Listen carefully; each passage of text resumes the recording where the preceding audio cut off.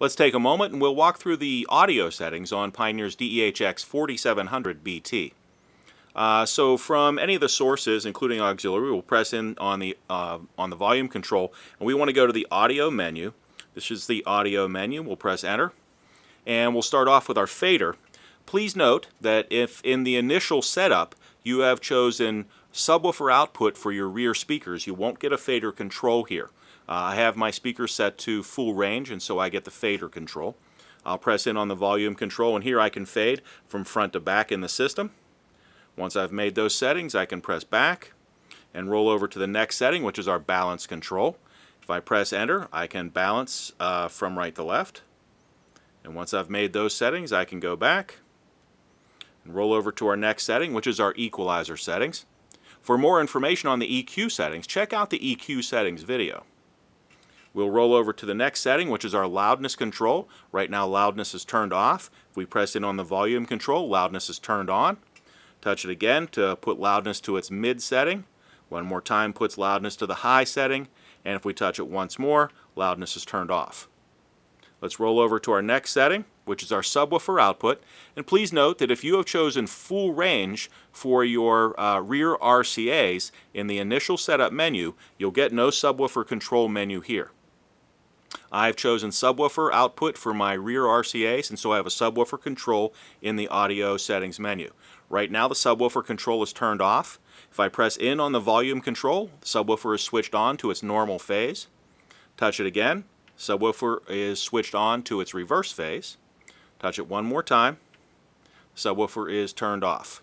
So we're going to switch it on to its normal phase and roll over to our next setting, which is subwoofer control. And please note that if you have the subwoofer turned off in the previous menu, you'll get no subwoofer control menu here. Press enter to go into the subwoofer control menu. First thing we see is the crossover point for our subwoofer output. We can choose from a wide variety of crossover points from 50 up to about 250 hertz, 200 hertz. And we press in on the volume control again. We move over to our boost or cut for this subwoofer point. We can boost it or cut the output and press in on the volume control again, and we can change the slope from 12 to 24 dB per octave at a crossover point of 200 hertz. Once you've made those settings, you can press the back button and roll over to the next setting, which is our bass boost. Enter into the bass boost setting, and we can throw a little more bottom into the system up to a +6 or back down to a 0.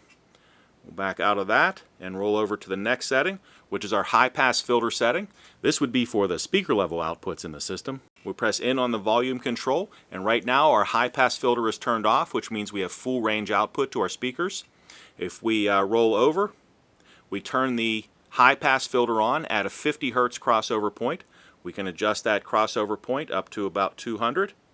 We'll make it 125 for right now. Press in on the volume control, and we can change the slope of that crossover from 12 to 24 dB per octave at the chosen crossover point. We'll go back and roll over to our next setting, which is SLA, or Source Level Adjuster. If you remember, we were on the auxiliary source when we entered here, and this is the volume of the auxiliary source as compared to FM. So we have an SLA adjustment for all sources, CD, USB, auxiliary, as compared to FM.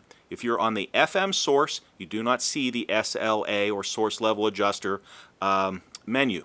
So we're on the auxiliary source. We can make auxiliary appear to be a little louder as compared to FM, or a little quieter as compared to FM. And the goal here would be so that when we switch between sources, there is no large jump in the volume output.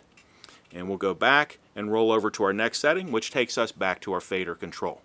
At any time, you can exit the audio menu by pressing the band button.